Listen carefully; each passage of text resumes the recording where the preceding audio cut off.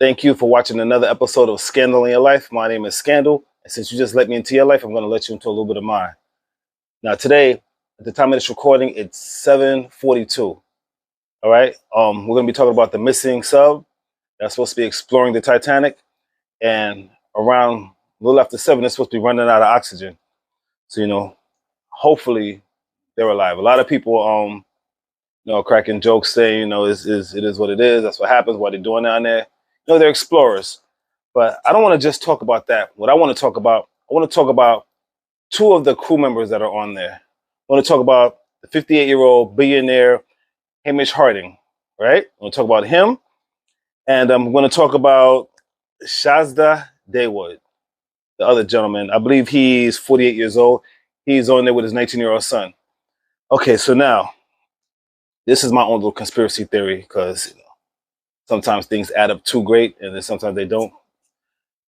Hamish Harding is part of the Explorers Club, right? That's an exploring club that he's part of with Jeff Bezos and Buzz Aldrin. Remember, Buzz Aldrin, the Apollo 11 astronaut that supposed to be the second man to step foot on the moon.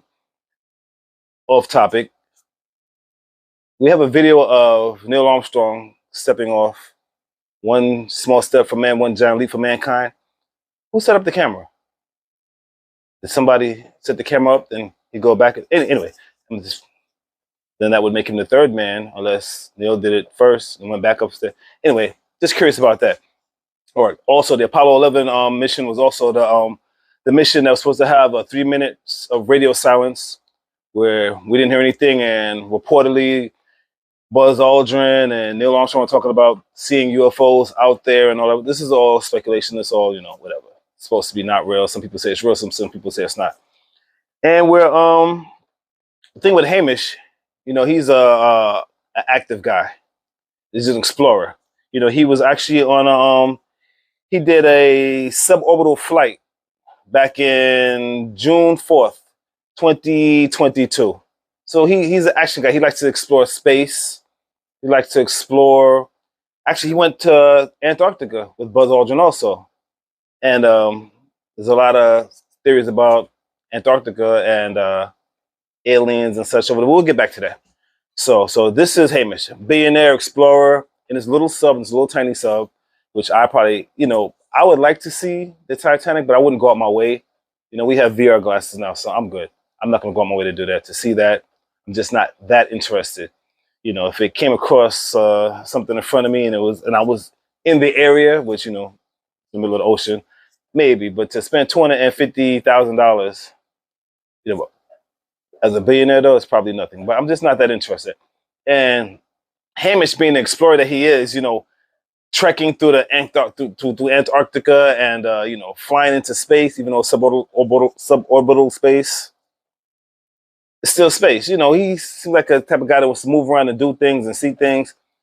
Being trapped in a little tube before the people smelling each other's farts doesn't seem like the type of thing that you would really want to do if you were them. It doesn't seem like a very exciting thing to do. You're sitting there, and then you got to be part of the crew. So now you got to be turning dials and knobs and such. If I'm spending that kind of money, I'm not touching nothing. I want to see. I don't want to be part of the crew. I want to just observe. We'll say that. Now, for Shazda, he is, like I said, he's a 48-year-old father. His 19-year-old son went with him. So I'm going to assume his son's an explorer just like he is, and that's fair. That's the way it should be. He is a vice chairman of an investment and holding firm, which is great. That's awesome. And bigger than that to me, he is a board member of the SETI Institute. SETI is a search for extraterrestrial intelligence. That's what SETI stands for. So you have a guy that's hanging out with astronauts, Buzz Aldrin, going to Antarctica, which is supposed to be a UFO hotspot. It is. That's what they say. For those that believe in UFOs, they say Antarctica is a UFO hotspot. Not a lot of people are allowed to go there. All right. And then you have a guy that works for SETI, Search for Extraterrestrial Intelligence. Now, people look for UFOs, but there's also USOs, unidentified submerged objects. You'd rather see a USO than a UFO, actually, because the USO's underwater, there might be some kind of base over there. You have a better chance of seeing that on Earth than going out to space and seeing it, right? That's what I think. What if what if these guys, these two guys in particular, and the son, Suleiman is actually the 19-year-old son's name. What if they decided, you know what, maybe this guy explored Antarctica with Buzz Aldrin, looking for something? Maybe. Buzz Aldrin said that, he never said he saw a UFO. A lot of astronauts said they did, and maybe Buzz Aldrin knows how to play the game, for those that believe that he actually did step foot on the moon. And then you got this brother, he flew out into space, actually. Jeff Bezos' spacecraft. He flew out there on the New Shepard rocket. That's what it's called. So he flew out there. So, maybe he's looking for something extraterrestrial in space. They did the land, Antarctica. Maybe now they're looking for something by sea. Maybe, just maybe, perhaps, probably wrong, but just perhaps, they went off the rails a little bit. Maybe they decided to stray from whatever path they were supposed to do. Maybe they saw something. Maybe they were looking for something. There's a lot of money involved with these guys. There's a lot of money. Guys are billionaires. This guy is wealthy. They're very, very wealthy. They have a lot of money to do a lot of things. And maybe they came across something, or maybe they heard something, or maybe they're trying to find something. And this is why we don't see them. Maybe if they come back, so like 7 o'clock today. 7 o'clock was supposed to be the time where they'd be running out of oxygen. 7 o'clock. And let's just say we do find them and they're alive.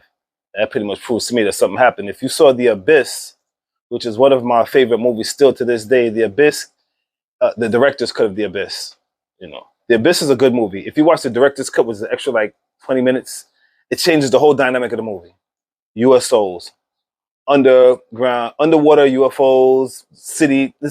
I love the movie. It's a good movie. The special effects are good. It's an old movie. The special effects are good. I like the story. That's just me. So that's what made me think about this. And I was talking to the wife, and she's like, yeah, this guy's part of SETI. SETI, really? So extraterrestrial, intelligence. Maybe they're down there looking for something. Maybe they found something. Maybe we will never find them, and they found what they were looking for. I mean, Shaza took his son with him. Maybe it's like, you know what, son, we're gonna take this mission. We might not come back. We're gonna leave your moms at home. But it's me and you, father and son. We're gonna do this. We're gonna go with these aliens. I'm just saying. Something to think about. Something to cross my mind. It's a lot of money down there. Why does this sub not have a tracker? Even if it lost power, right? Even if it lost power, which they would be out of luck. But if it lost power, it should have a backup battery just to be tracked. I'm thinking that. It would make sense. But granted, they're saying it's like a piece it together type submarine, but these guys aren't dumb guys. They're explorers. They have a lot of money. A lot of money involved with these people. It's not like just an average Joe going down there. Like, I just want to go and explore. I just want to check this out. No, these people, I'm pretty sure they think and they plan before they just do things. They don't just go and do. So let's just say they found something underwater, or they're searching for something underwater. Maybe that's why we haven't heard from them. It's something to think about. Once again, my name is Scandal. Thank you for checking in with me. Have a great day. And like I said, it's 7:50 now. Let's hope that these people are all right. Let's hope that they're found alive. And we'll see what happens. Have a good one.